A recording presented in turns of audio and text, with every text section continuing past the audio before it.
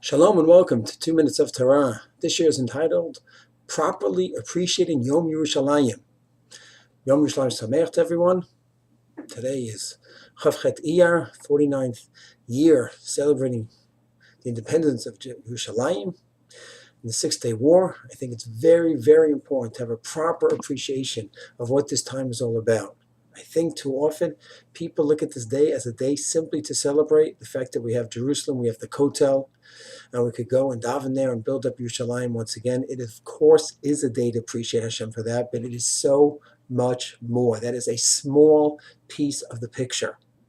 If we go back 49 years to 67, and we look at what was going on, that karat tov that we have to Hashem is enormous. A very, very quick overview, just enough so we have a little bit of a taste of what went on so we can have proper appreciation. So NASA's already setting up 100,000 soldiers south of Israel. He's telling this people, we have 100 million strong people, and we're going to take over Israel. We're going to wipe them out. There are only a few million, only a couple million Jews in Israel by that point.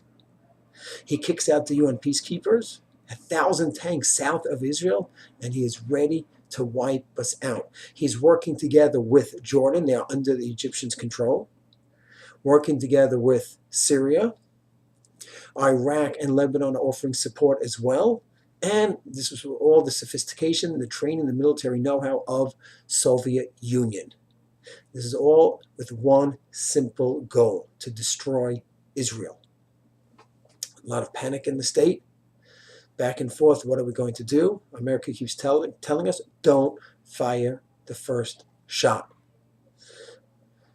We're a young country, 19 years old, just a few years after the Holocaust, 22 years after the Holocaust. It looks like another Holocaust is about to occur, God forbid.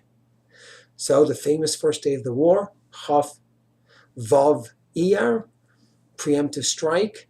We go ahead, 7:30 in the morning, wipe out the Egyptian Air Force. And the miracles that were involved, besides the incredible planning, the miracles were phenomenal. Just to mention three. One, the head of the Egyptian command told the anti-aircraft crew no firing on any planes on that morning, because he and some of the Iraqi leaders will be in the air during that time. Without a direct permit from him to fire anti-aircraft missiles, do not fire. So here you had the planes go over, and they didn't fire against them. Number two, every morning the Egyptian squadron was out patrolling the skies and being ready for any Israeli attack or a preemptive Egyptian attack. That morning they didn't fly. When the investigation in Egypt was done, it was because they had a party the night before. They were out late, drinking, and the pilots and the crew did not show up till later in the morning. Miracle number three, Jordan saw the hundreds of Israeli jets. We sent out 200 Israeli jets. Jordan saw it on the radar, and they signaled it to Egypt. They could not read the message. So here you have an unbelievable planning on the Israeli parts, an amazing brachot from Hashem, three specifically, all at the exact same time. 7:30 in the morning, you have the anti-aircraft weapons not to be used. You have the pilots, Egyptian pilots, grounded because they were busy partying the night before, and you have the Jordanian radars not communicating with Egypt. So we knock out the Air Force in the first day, and then we go to Syria and knock them out as well, even though the element surprise didn't exist by Syria, but for some reason we were successful there as well. That's day one. We also captured Gaza, which kept Gaza quiet for a few decades. There's, of course, a tragic element to that part, but Baruch Hashem, we kept Gaza at bay for at least a few decades. Then day number two, the Shomron, we captured that. And it's not just a question of going back to the historical homeland. It's being able to have control over areas where till then they were just able to lob missiles into Netanya, to Kfar Saba, from Tukaram, Kalkilia. And we had no control. Now, read the news every few days, every few nights. 6 terrorists captured, arrested in Tukaram, in Jenin, in Kalkilia. We're able to keep things at bay. That's not simply a bracha of a miracle from 50 years ago. That's till today. The reason we went from mavet to chaim, we went from death to life, wasn't only 50 years ago. It is affecting us to the very day. That's day number 2. Day number 3, Chav Chet Iyar, of course, is Jerusalem, which has become known as Yom Yerushalayim, and we're so appreciative that we have Yerushalayim back, obviously, that we could build up the old city and the new city and just expand and make it beautiful and more spiritual. It's a bracha, one of the 6 days of bracha. We have to keep that in mind. And then the next day, Chevron. Where read the story about Chevron, where Shlomo Goren goes in. He's the chief rabbi, head of the army, and they all have white flags, and they surrender before the fight even begins. So, of course, we get back to historical Hebron, and it's a great zechut to be there. And militarily, any presence that we have any place in Israel gives us that much more information, that much more of an edge.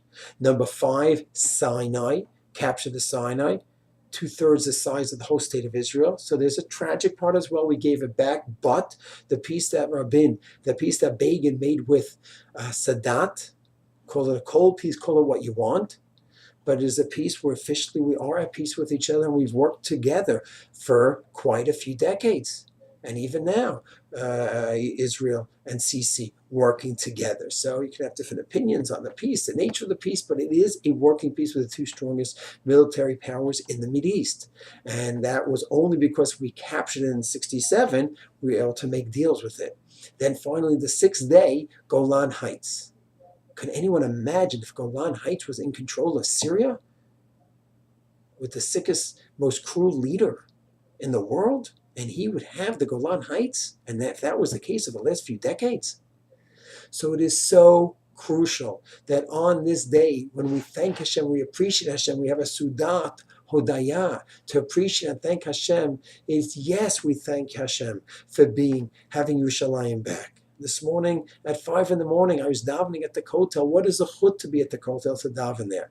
But my thanks to Hashem wasn't, well, thank you, Hashem, that I could daven at the kotel. That was part of my appreciation to Hashem. My appreciation to Hashem was that thank you, Hashem, for the miracle they did 50 years ago, with, of course, the Israeli involvement and the Hayalim's incredible involvement.